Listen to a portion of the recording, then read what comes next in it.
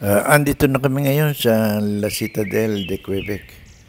Last day na nga namin ito kaya kahit na medyo hapon na, nagpunta pa rin kami. Sila Lady, nandito rin at kaya lang hindi sila makakayakyat pala doon sa itaas dahil hagdanan ng papanikin mataas pa. Kaya inaante lang muna nila sila din at kami naman ni Oda aakyat. Sa ngayon, ayan, nasa tabi kami ng monumento ni Pierre Dugua de Mons. Yan ang dating naging governor ng Quebec noong 1603. Kaya sila Oda at si Lady, si Baby. Ngayon niakit na kami ni Oda doon sa itaas. Kasi maganda rin eh. Sabi naman ni Oda, mamaya naman po pwede kayong sumama. Mayroong lugar na po pwedeng dalhin yung sasakyan. Ngayon nga, ayan, no, yan ang natatanong namin ni Oda, buhat dito sa itaas. Mataas pa lang talaga. Ayan. Kung sana, walang kwan yung tuhod ni Lady. Meron din palang kwan dito, yung para bang depensa rin ng Quebec. Dito pala ang depensa ng Quebec. Yan may kanyon parang Port Lacon. Nakaharap sa ilog. Ayan, yung ilog na yan, yung ilog St. Lawrence River. Diyan kasi dadaan yung kalaban nila kung sakali. Pero yung palang ilog na yan, tagos hanggang New York. Yung palang ilog na sa may Clayton, New York. Yung naglibot kami ron. Lilibutin namin yung Clayton. Yan. Dumating na sila Del, kaya lilipat na kami doon sa likod ng sinasabi ni Oda. Si Oda bumaba na, ayun, siya nagtutulak ng rollator. Ako naman nandito, bumaba ako ng konti at kinukunan ko pa rin sila ng picture, ng video. Ayan.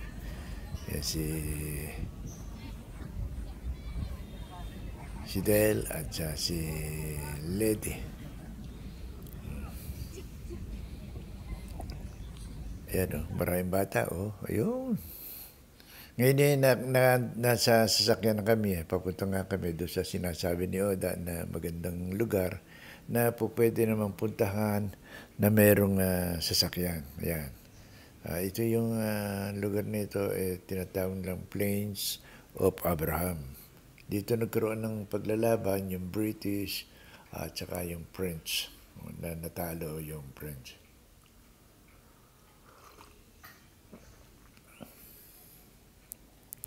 Yan, maganda daan,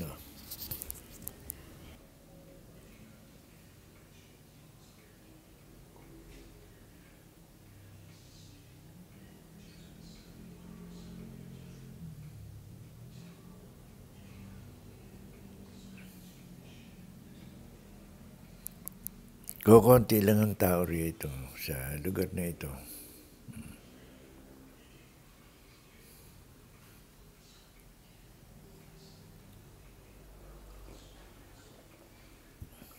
Ayan, nasa itaas na kami.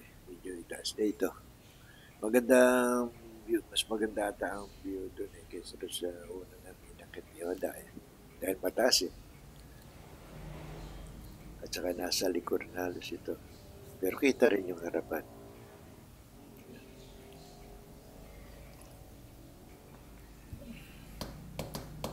Yan, napansin nyo yung lubungan ng araw medyo pula na. Kasi nga hapon Yan, okay.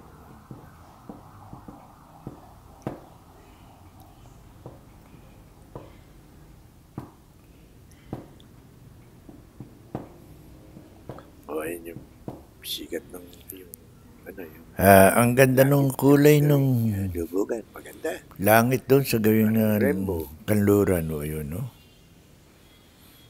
Kaya si Lady, andito na kami sa taas. Nagwapa siya. Nagpicture at iba. Alam niyo no, si Lady. Oh, yeah. Promenade. Governor's Promenade. Yeah. Oh, yeah. Meron din boardwalk dito. Oh, yeah. Pero kasama pa rin dito sa nga, mas maganda. Kitang-kita mo yung paligid eh. Yeah, yung river. Kita mo mayroon pang mga... Hello? Diba? Kitang-kita rin yung ilog ng masyado ang St. dito. Lawrence. St. Lawrence Ang River. daan, nilalagyan nila ng kahoy. Siguro ang kahoy dito marami kasi kaya pati pala rin sa taas meron at saka nga pala napansin ko rito sa Canada, wala akong nakita rito na kuryente na nasa taas. Mahirap dahil ang karsada hindi ko nakita ng mga kuryente, hindi katulad sa US at saka dyan sa atin. Sa atin marami ang kadamo ko na sapot ng gagamba. Dito wala akong nakita, ewan ko ba, siguro nakabaon sa ilalim. Andito kami ngayon sa Frontier naman, sa baba na ito. Ayan, daing payong nakasabit. Dito maraming kainan, ganon.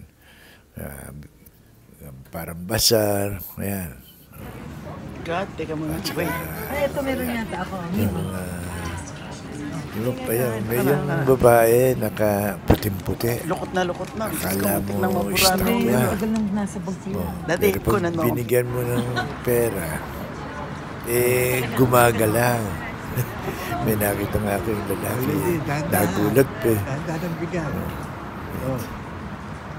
Oh, yan si Lady nagbigay. Baka kaya $2 lang ang binigay ni Lady. Hindi siguro. Ayan. Kakamayan si Lady. Hinalikan pa yung kamay niya. Nag-bless pa si Lady. Nag-flying kiss pa. Yan, marami rito ganyan na nasa daan. Hindi ka naman lalapitan. Basta sila nagpapalmin. Yan, katulad yan. Ito. Pag huminto ka na gusto mo. Lagay ka. Kahit pala dito sa Canada. Sa Philippines, iba naman natin. Pero sa Amerika, ganyan. Dito pala, meron pa pala kung gusto mo. Mas mataas pa yun. Itaas. Kung gusto mong pumunta, sasakay ka ron sa parang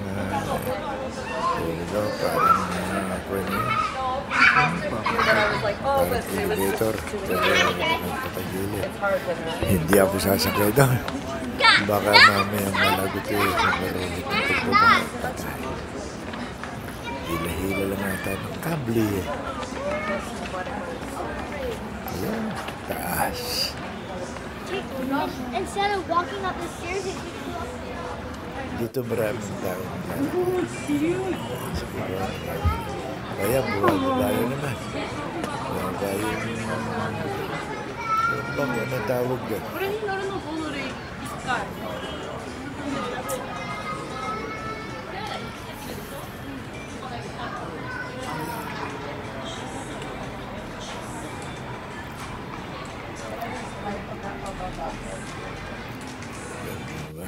Ganun ka palang kumuha ng picture.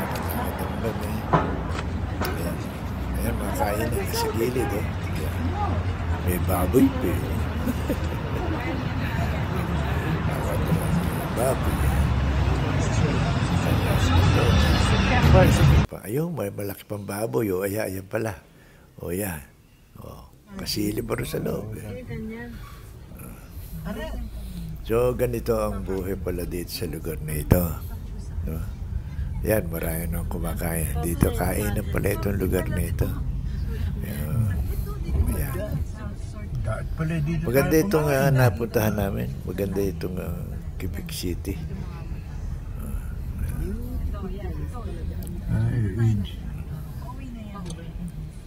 Malayo pa lang tinakbo niyo. Bukas, uuwi na kami. Siguro mga alas 8, aalis na kami rito. Si Lady.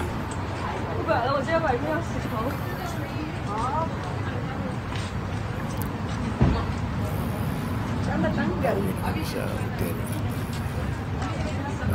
Kami aalis. Check out. We have been Yan. here. Hindi, ayan. Yung iba Pauwi na po. kami.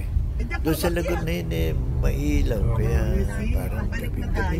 Pero dito, hindi. Ayan, may ilaw. Pero hindi pa. Ayun yung parliament. At Ayun yung Hilton. Oh. Ayun. pagkagising namin at pagkapaligo, uuwi na kami. Ayan. Ngayon, the following day, ayan, ayan na pala last day namin. Pauwi na kami. Kay baby na kami nakasakay, kay Imelda. Kaming tatlo, ako, si Lady, saka si baby. Doon naman sa isang kotse, yung kotse ni Oda, si Oda, si Del at si Michael. Yan. Itong kotse ni Del, hindi naman namin pinaggamit sa loob. Iniwanan lang ito sa hotel Kasi nga, mahirap mag-park. Maraming maghahanap ka pa ng parking area. Kung dalawa ko yung magpapark, kahirap. Yan. Malapit na kami dito sa border ng US at saka Canada. Yan. Papasok na kami sa US. Mainam pala yung ng Amerika. Kapag ang passport mo, American, green card holder, pagpasok mo ng Canada, matulin. Pero pag ikaw naman galing ng Canada, iba. Ayan si Lady. Si Jingle Dos. Nakalagpas na kami niya ng border. Ayan.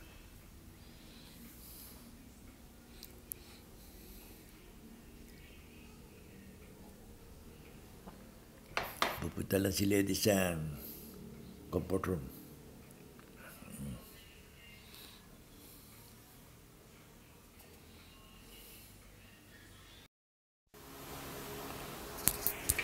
So, andito na kami ngayon sa American soil, no? Kaya lang matagal pa rin itong biyahe namin para makarating kami sa Massachusetts. Siguro mga 4 hours pa kaming magbibiyahe. Malayo-layo rin ito. Pero okay lang naman yung biyahe namin dahil maganda naman yung aming pinuntahan. No? Paano? Sa susunod na lang uli. Goodbye Canada na lang. Mag-goodbye na kayo sa Canada.